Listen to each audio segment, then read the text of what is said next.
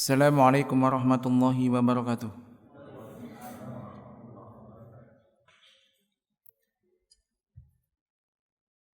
Alhamdulillahi hamdan katsiran thayyiban mubarakan fih kama yuhibbu rabbuna wa yardah. Asyhadu an la ilaha illallah wahdahu la syarikalah wa asyhadu anna Muhammadan abduhu wa rasuluh.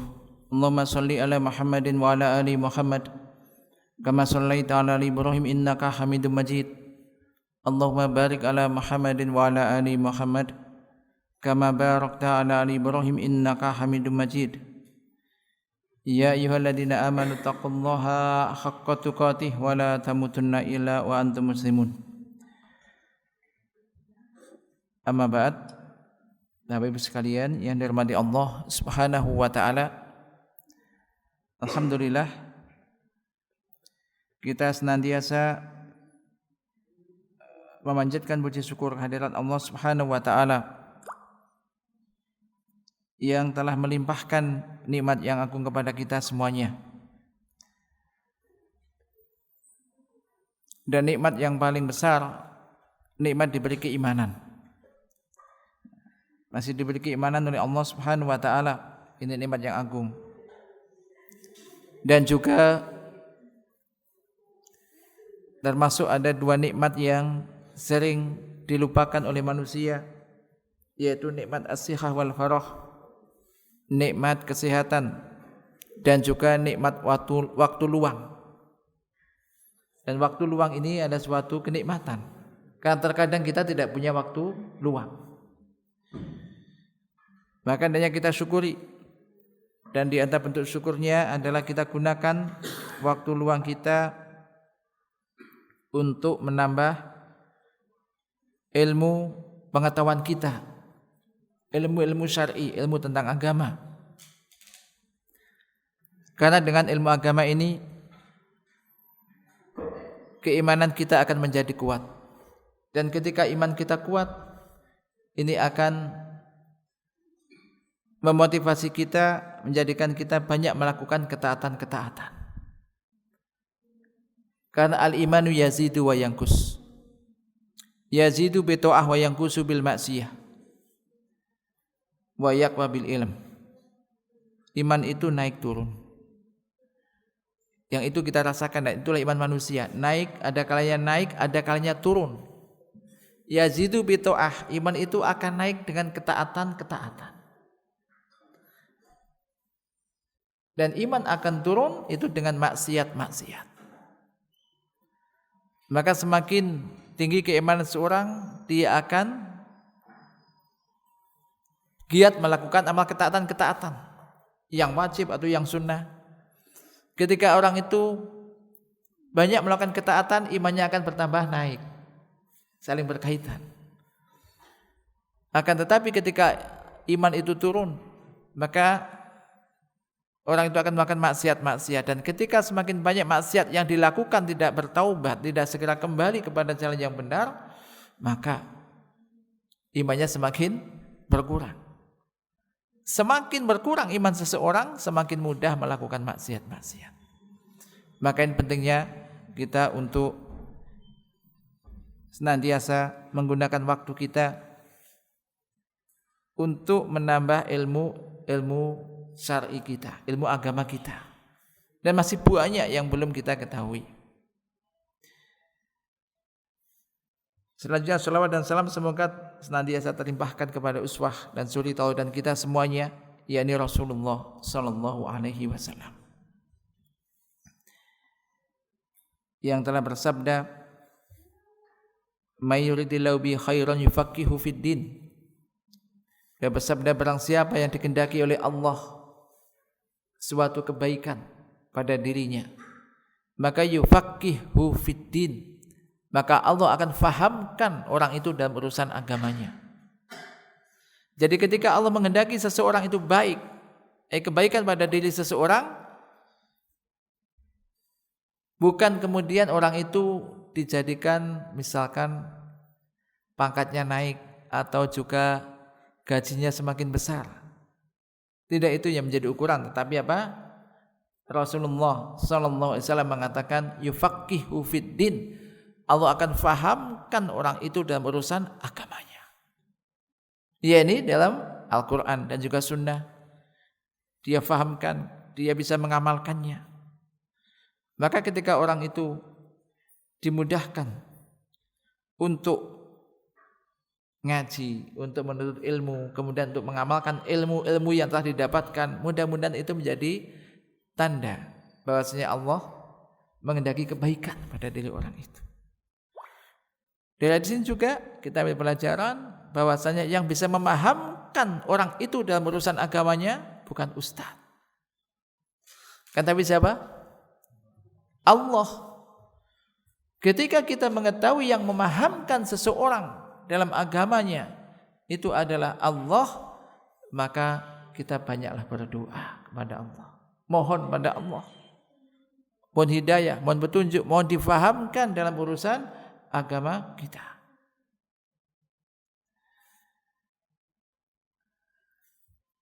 Jemaah sekalian yang dirahmati Allah Subhanahu wa taala, insyaallah kita akan melanjutkan jadi kajian yang biasa diisi atau diajarkan oleh yakni Al-Ustaz Alfianto hafizallahu taala, yaitu baca kitab Riyadhus Shalihin.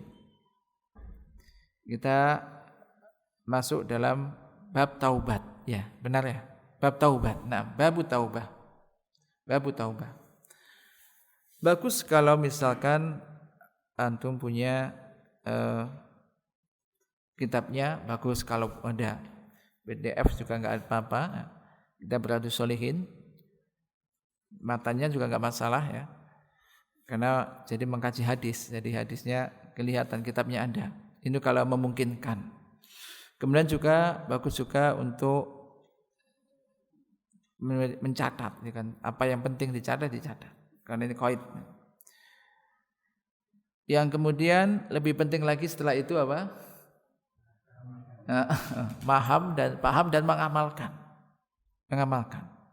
Terkadang ilmu itu mungkin hadis itu sering kita baca, sering kita dengar. Tetapi selama ini kita juga enggak ngamalkan. Bahkan ingatnya itu ketika diterangkan kita cuman iya benar begitu. Tapi kadang kita lewat untuk mengamalkan itu. Maka mengamalkannya. Dan qala muallif, sebelum itu kita ini sarah dari kitab Riyadhus Shalihin, kita akan baca dari kitab sarah yang disarah oleh Al-Utsaimin rahimahullah. Sarahnya. Babu taubat. Ini. Bab tentang at-taubah. Qala muallif al-Imam Nawawi rahimahullah,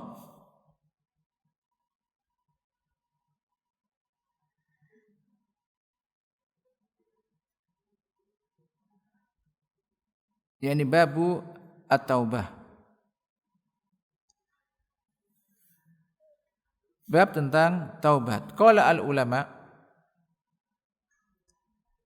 at-taubatu wajibatun min kulli dzambin. Fa in kanat al-ma'siyatu bainal abdi wa bainallahi ta'ala la tata'allaqu bi haqqin adamiyyin falaha salasatu syurut.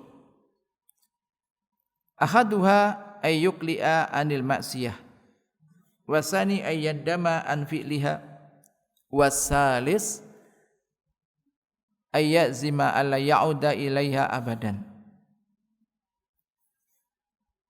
Fa in faqada ahadu salasah lam tasihha taubatuhu. Ini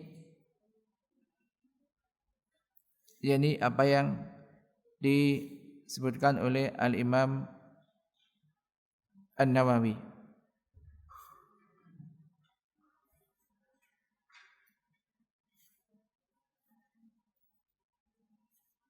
Yakni babu taubatnya, bab tentang taubat. Mu'allif Imam Nawawi menyebutkan bab tentang taubat. Taubat secara bahasa, taubat itu artinya adalah Ya ini diambil dari kata tabayatubu. Kalau kita belajar bahasa Arab, tabayatubu taubatan, yaitu idza roja'a, apabila ia kembali. Ya taubat secara bahasa artinya apa? Kembali. Ini taubat. Secara bahasa, lughatan.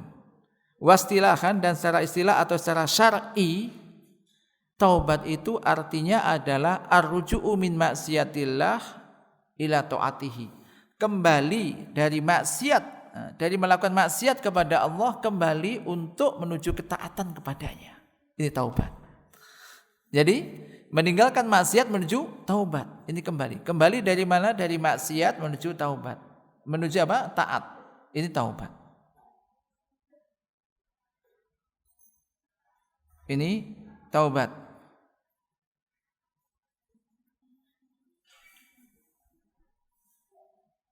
Beliau menyebutkan, Al-Imam Nawawi menyebutkan, qala ulama. Para ulama mengatakan taubat itu adalah wajib dari setiap dosa. Jadi bukan hanya dari misalkan dosa-dosa tertentu saja, tapi dari semua dosa. Dari semua dosa.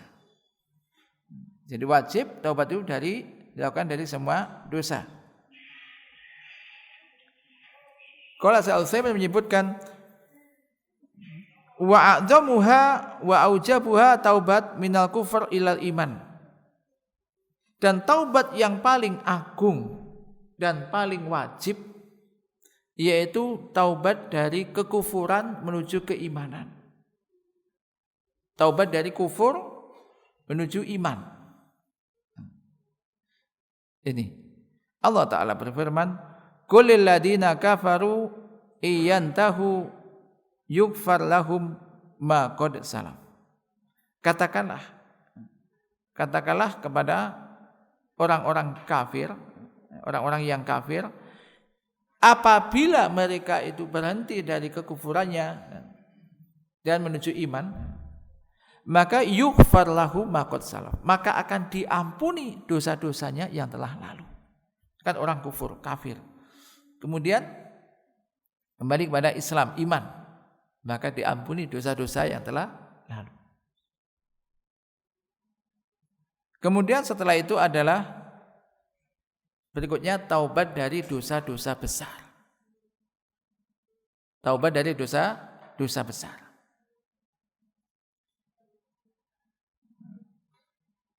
Ya, dosa-dosa besar.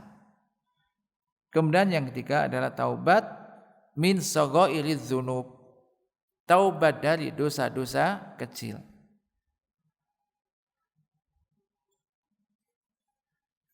Maka yang wajib bagi setiap manusia, setiap kita, untuk bertaubat kepada Allah Subhanahu wa taala min kulli dzambin, dari setiap dosa.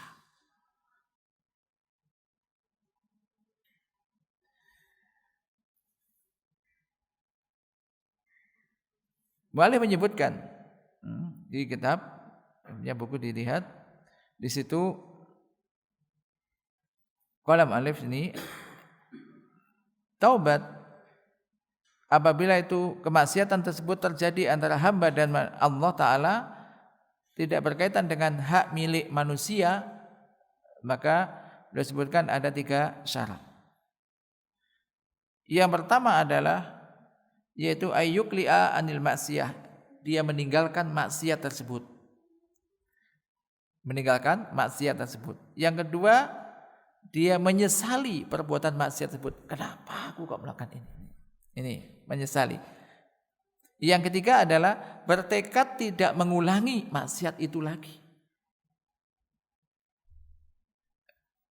Apabila hilang salah satu dari 3 hal ini, maka tidak sah taubatnya.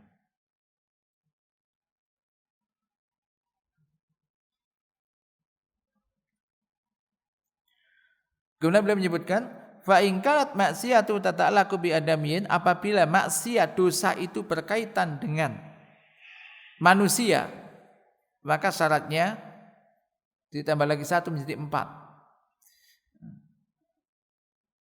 Ya 3 tadi ditambah 1 lagi, yaitu apa? hendaknya ia segera ayyabro'a min haqqi sahibiha, berlepas diri dari atau membebaskan dirinya dari hak manusia tersebut. Fa in kanat malan au nahwuhu atau nahwahu raddahu ilaihi, jika itu dosa itu berkaitan dengan harta seseorang, entah itu ngambil dengan enggak izin ya, maka ia kembalikan. Ia kembalikan itu.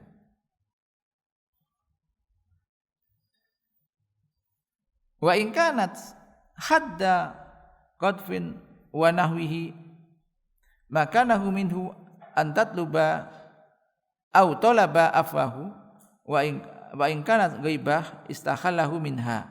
Jika itu misalkan berkaitan dengan batas ini qadfa nahwihi maka nahu minhu au talaba afwahu. Jika berbuat salah dengannya ya maka berupaya untuk minta maaf. Jika berkaitan dengan ghibah, bagaimana supaya ghibah ini menjadi halal, yaitu maksudnya minta dihalalkan, maksudnya minta dihalalkan. Maka wajibu ayatuba min jami'i dzunub, wajib bagi manusia ini untuk bertobat sebagaimana kita sampaikan tadi dari semua dosa-dosa.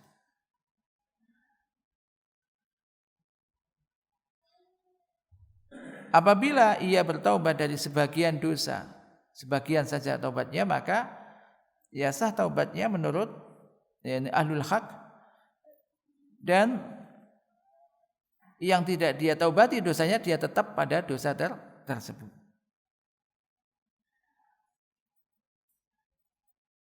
Jamaah sekalian yang dirahmati Allah Subhanahu wa taala, ini di antara yang ditulis oleh al-muallif. Sebelum masuk ke dalam dalil yang disebutkan oleh muallif Riyadhus Shalihin, kita baca dulu di tambahan ada penjelasan dari Syaikh Utsaimin berkaitan dengan ini. Syaikh Utsaimin menyebutkan syarat yang disebutkan ini ada 3 sebagaimana disebutkan oleh muallif rahimahullah. Akan tetapi ketika kita perhatikan dalil-dalil yang ada, maka ini bisa mencapai 5.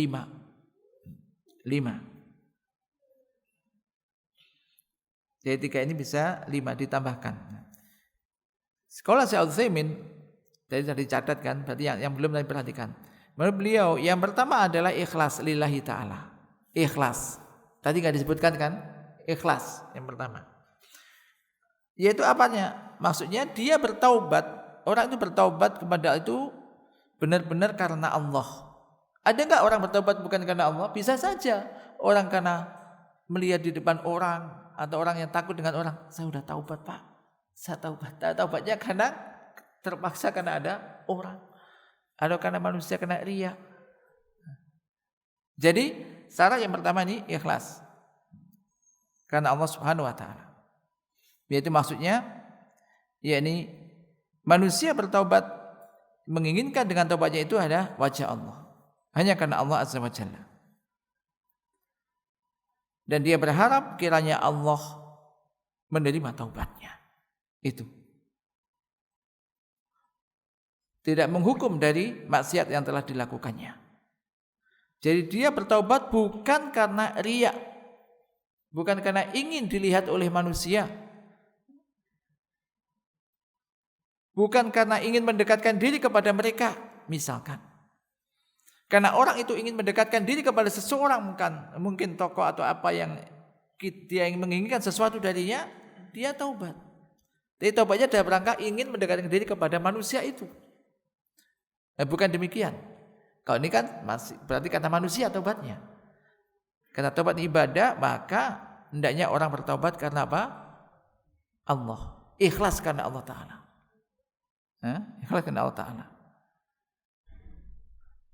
Jadi bukan karena riya, bukan karena ingin mendekatkan diri kepada seseorang, bukan pula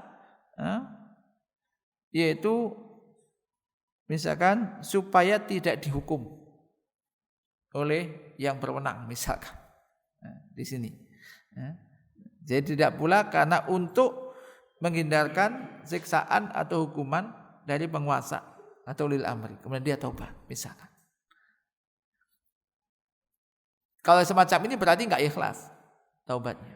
Karena taubat ini ibadah. Maka ada orang atau enggak?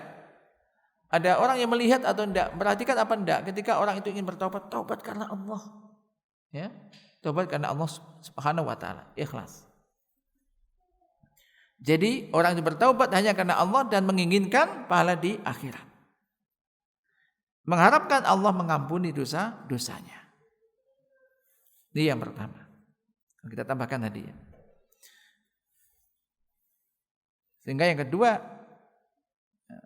ini penjelasan dari saya ini, yang kedua adalah menyesali tadi. Baru menyesali maksiat yang dilakukan. Kenapa saya kemarin kok begini? Kenapa kok saya melakukan dosa ini? Kenapa? Menyesal. Kita pahamlah menyesal ya. Menyesali dosa yang dilakukannya. Kenapa? Karena ketika seseorang itu menyesali atas perbuatan dosa yang dilakukannya, ini menunjukkan bahwa saya itu benar dia bertaubat. Benar-benar bertaubat.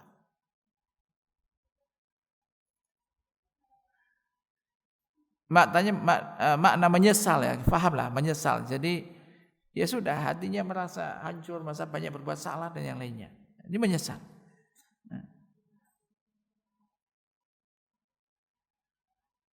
Dan dia tidak merasa aman, tidak merasa nyaman, hingga dia bertaubat darinya kepada Allah Subhanahu wa taala. Sekarang pertanyaannya, berarti menyesal ini butuh enggak ditunjukkan pada orang? Aku menyesal aku ini, menyesal aku ini. Saya tanya, orang kalau bertaubat menyesal, terus ngomong pada orang. Kalau enggak ada orang, diam. Tapi begitu orang, saya sudah menyesal saya lakukan ini. Kenapa? Tapi besok enggak ada orang, balik nih. Dia enggak menyesali. Jadi menyesal enggak butuh kita, namanya tadi ikhlas. Bukan karena orang, enggak butuh kita bertaubat butuh ditunjukkan ke orang, tidak, enggak butuh. Ini ikhlas kan? Yang kedua menyesal tuh kita sendiri menyesal. Apalagi penyesalan itu dilakukan misalkan ketika malam dia bangun betul-betul menangis, menyesali itu, ya Allah.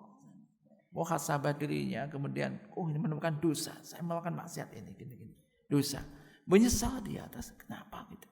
Ini. Jadi menyesal ini bukan penyesalan yang ditujukan kepada orang.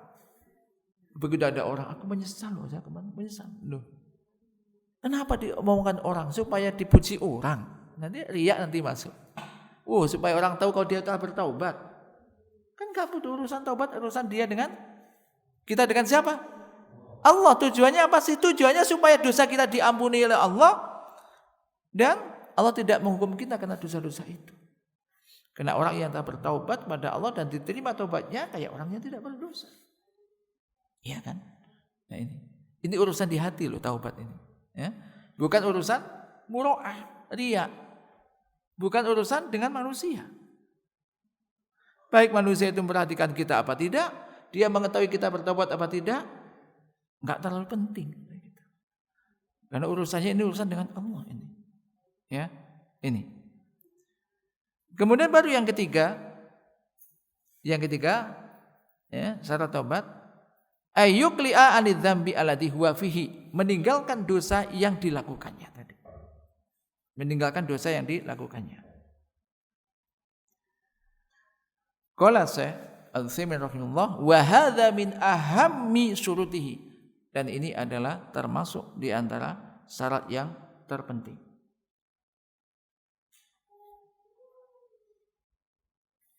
Beliau contohkan meninggalkan dosa yang telah dilakukannya. Dia contohkan dan ini akan jelas dengan contoh. In kana dzambu tarka wajibin fal iqla'u anhu bi fi'lihi. Jika dosa itu berkaitan dengan perbuatan meninggalkan kewajiban, maka bentuk iqla', bentuk meninggalkan dosa itu dengan apa? Dengan mengerjakannya. Contoh misalkan sholat ini kan wajib. Orang suatu ketika meninggalkan sholat, enggak sholat. Maka bentuk meninggalkan maksiat tersebut berarti apa? Sholat. Dosanya meninggalkan sholat berarti meninggalkan perbuatan dosa berarti meninggalkan sholat. Maksudnya sholat. Paham maksudnya? Berarti kalau dosanya meninggalkan sholat, bentuk meninggalkan maksiat yang telah dilakukan adalah dia menjaga sholat dan tidak akan meninggalkan lagi. Ini. Beliau contohkan juga, misalkan seseorang itu tidak zakat dosa enggak? Orang kena wajib zakat, punya harta banyak, enggak pernah zakat, dosa enggak? Dosa. Ketika orang tidak berzakat, kaya tapi enggak pernah zakat ya. Kemudian ingin bertobat kepada Allah, maka dia harus mengeluarkan zakat yang telah ditinggalkannya, yang belum ditunaikannya. Ini contoh meninggalkan perbuatan dosa itu dosanya dalam hal apa? Kalau dosanya semacam tadi ya, orang misalkan meninggalkannya wajib, maka bentuk meninggalkan dosa yang telah dilakukan adalah dengan mengerjakan dan menjaga dan mengerjakan kewajiban tersebut. Semacam tadi, asalnya enggak sholat, taubat, sholatnya sergap, rajin, nambah. Demikian misalkan orang enggak zakat, kemudian bertaubat, suatu ketika bertaubat kepada Allah dari dosa meninggalkan zakat atau dosa tidak berzakat, maka dia bentuk taubatnya apa? Berzakat dan menunaikan zakat yang harusnya dia tunaikan, dia tunaikan. Tahun kemarin saya sengaja enggak zakat, padahal harusnya sudah wajib zakat, keluarkan zakatnya, bentuk taubatnya. Misalkan orang bentuk dosa teledor, tidak berbakti kepada kedua orang tuanya misalkan. Ingat, berbakti pada orang tua ini wajib. Enggak berbakti berarti durhaka, dosa. Bentuk taubat dari tidak berbakti atau dari durhaka kepada orang tua, maka bentuk ikhlaknya, masuk bentuk meninggalkan dosa itu ada dengan apa? Dengan berbakti kepada keduanya. Jadi kalau orang misalkan habis melakukan kedurhakaan kepada orang tua, dia taubat, tapi taubatnya tidak juga kemudian dia berbakti pada orang tuanya, berarti dia enggak taubat. Dia tidak bertaubat. Jelas ini ya. Misalkan berkaitan dengan orang memutuskan tali persaudaraan dengan saudaranya. Ada suatu masalah apa, dia putuskan. Dia tidak menyambung tali persaudaraan dengan kerabatnya. Dia bertaubat dari perbuatan itu. Setelah mengetahui dosanya besar, dia bertaubat. Bentuk taubatnya dengan apa? Menyambung tali persaudaraan. Dan begitu selanjutnya. Jadi ini syarat yang ketiga tadi. Kemudian kalau kemaksiatan dosa itu berkaitan dengan melakukan yang diharamkan, ingat. Jadi ibadah itu kan meninggalkan yang wajib, dosa. Mengerjakan yang diharamkan, dosa. Kalau perbuatan dosa berkaitan dengan yaitu melakukan yang diharamkan, maka fal wajib ayyukli anhu fauron. Maka wajib dia meninggalkan dosa itu segera. Enggak ditunda-tunda, segera. Wala yabqa fihi wala lahdh. Dan tidak diam di situ saja walaupun sekejap, walaupun sebentar. Karena dia sudah bertaubat. Jangan sudah bertaubat dari yang haram, tetap aja yang haram tetap dilakukan. Berarti ini tidak bertaubat. Ini kalau dosa itu berkaitan pelanggaran atau melanggar sesuatu yang diharamkan atau mengerjakan sesuatu yang diharamkan.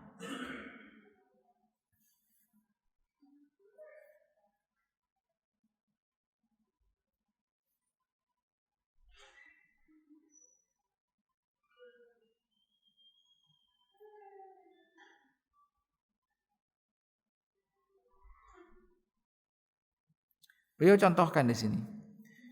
Beliau contohkan, fa idza kanat min akli riba masalan, fal wajib ayyatakhallasu min riba fauran. Misalkan orang itu dosanya misalkan makan riba, bunga uang misalkan, makan riba. Maka yang wajib ketika dia bertaubat dari hal itu, dia harus segera membebaskan diri dari riba. Tinggalkan. Membebaskan diri dari riba. dengan meninggalkan itu dan menjauhi hal itu. Bahkan juga bisa mengeluarkan sesuatu yang dia usahakan dari hasil riba. Keluarkan uangnya sudah. Ini. Jika kemaksiatan berkaitan dengan menipu misalkan. Menipu atau berdusta terhadap orang, mengkhianati amanah, maka wajib bagi dia untuk segera meninggalkan perbuatan tersebut. Misalkan orang bekerja dengan cara yang haram misalkan. Dengan cara yang haram, maka ketika dia bertaubat dari hal itu, maka wajib bagi dia yakni untuk mengembalikan sesuatu yang didapat dengan cara yang haram tadi kepada pemiliknya atau minta dihalalkan. Contoh orang jualan timbangannya diganjal, timbangan dikurangi. Sampai sekarang ini masih ada itu. Padahal kan sudah disebutkan dalam Al-Quran dari ancaman wailul lil mutaffifin, itu kan ancaman kan, celakalah orang yang curang. Apabila ia itu membeli minta disempurnakan dan dilebihkan takarannya atau timbangannya, tapi kalau menjual dikurangi. Dikurangi, ini curang. Kemudian dia bertaubat dari itu. Ya harusnya, makanya ini berat ini urusan dengan masalah manusia itu kadang-kadang berat. Berarti bentuk taubatnya ya, dia tinggalkan itu dan kalau yakin, dia itu kemarin beli kepada saya, harusnya sekian dikurangi itu. Kembalikan pada orang itu ayo. Atau minta dihalalkan. Ini kalau misalkan semacam contohnya, semacam itu. Kemudian apabila itu misalkan berkaitan dengan ghibah, ghibah ini, tahu ghibah kan? Apa ghibah? Menggunjing orang. Apa ngomongin orang yang jelek? Ya ngomongin yang baik enggak apa-apa. Wah itu bagus, masya Allah. Apalagi ada ghibah ustadznya lah digibahi. Wah, ustadz itu apa ini? Enggak boleh. Ghibah itu Allah Ta'ala mengatakan wala yaktab ba'dukum ba'do. Janganlah sebagian kalian menggibah sebagian yang lain. Wala yaktab ba'dukum ba'du ayuhibbu ahadukum ayyakula lahma akhi maitan fakarihtum. Apakah suka salah seorang dari kalian makan bangkai saudaranya? Padahal dia tidak suka. Jadi orang menggibah itu kayak orang makan bangkainya. Kalau seandainya disodorkan bangkai, jangankan bangkai manusia ya. Lolek bangkai itu kan nggak boleh dimakan bangkai itu kan. Bangkai berarti matinya nggak disembelih kan bangkai ayam. Boleh nggak bangkai ayam? Bangkai ayam dimakan boleh? Nggak boleh.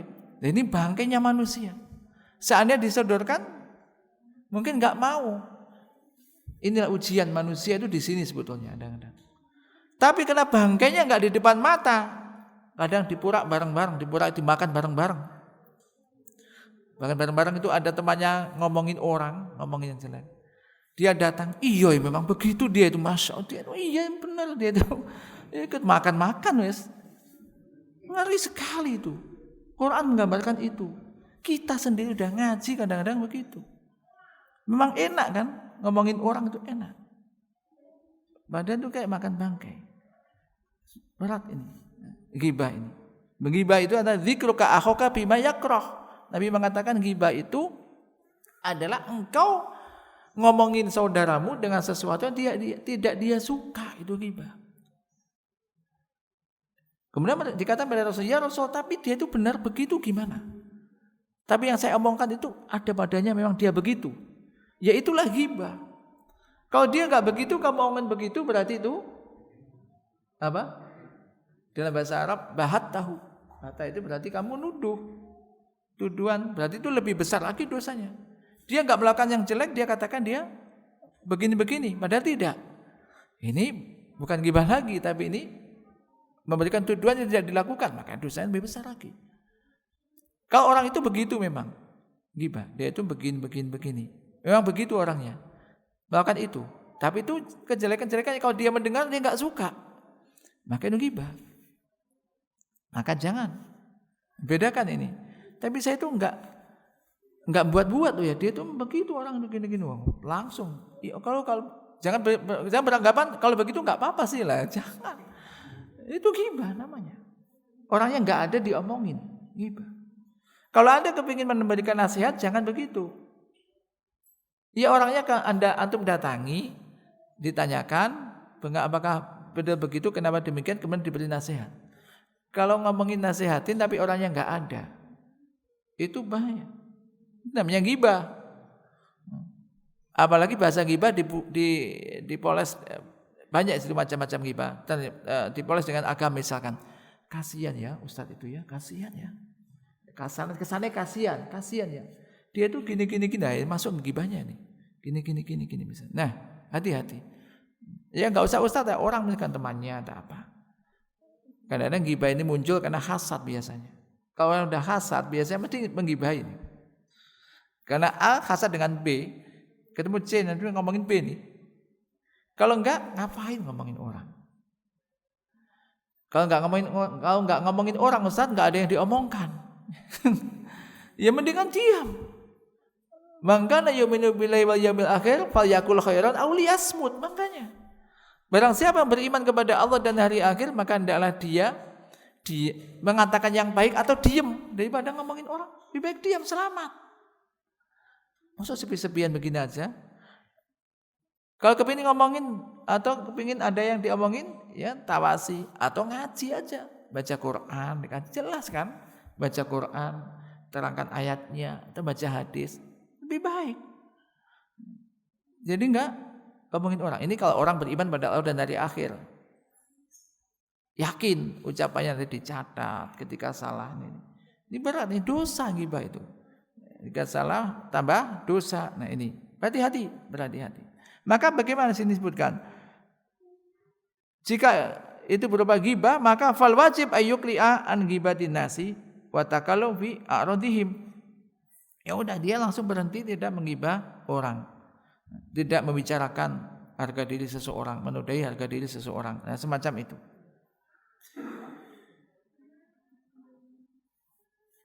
Amma ayyakula innahu taibun ilallahi wa huwa musirun ala tarkil wajibi aw musirun ala fi'lil muharram fa inna hadhihi taubah ghairu maqbulah.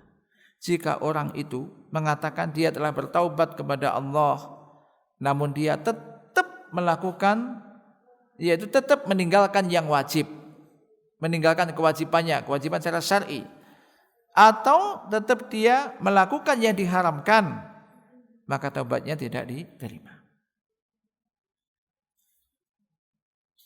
Bahkan taubatnya semacam itu seperti kayak orang mengolok-olok Allah. Istihza kepada Allah Azza wa Jalla. Bagaimana dia bertobat kepada Allah Azza wa Jalla sementara dia tetap melakukan maksiat kepadanya? Nah, ini kayak mengolok-olok saja. Kalau seandainya itu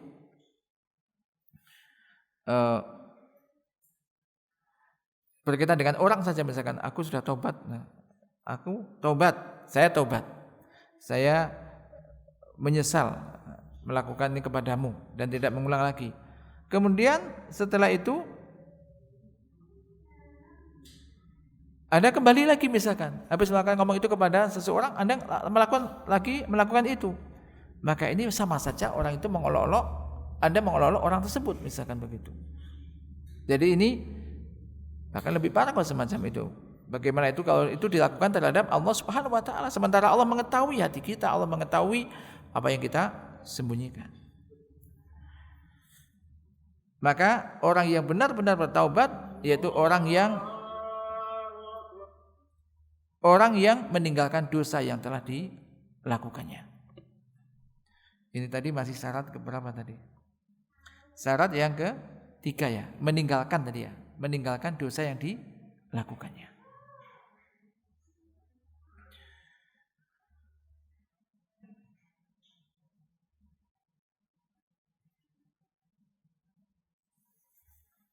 Maka kesimpulan yang penting di sini, manusia wajib untuk meninggalkan dosa yang telah dia taubat darinya. Maka jika dia tidak tidak meninggalkan dosa tersebut, maka taubatnya tertolak dan tidak bermanfaat di sisi Allah Subhanahu wa taala.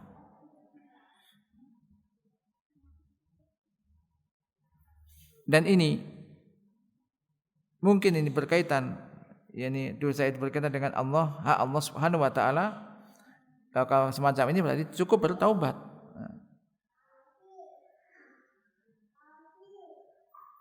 Yaitu cukup bertaubat dengan yakni apa? Dengan tadi meninggalkan yang wajib, atau juga ketika meninggalkan yang wajib maka segera melakukan kewajiban itu, ketika melakukan yang haram meninggalkan yang diharamkan.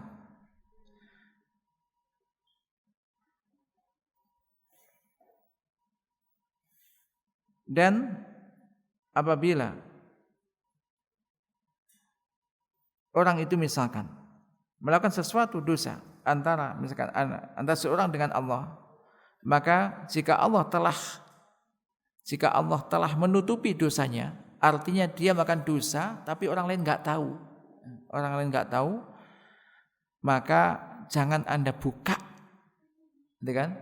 Jangan Anda singkap dan buka tabir tersebut. Paham maksudnya? Orang itu sebenarnya enggak tahu kalau Anda melakukan dosa misalkan.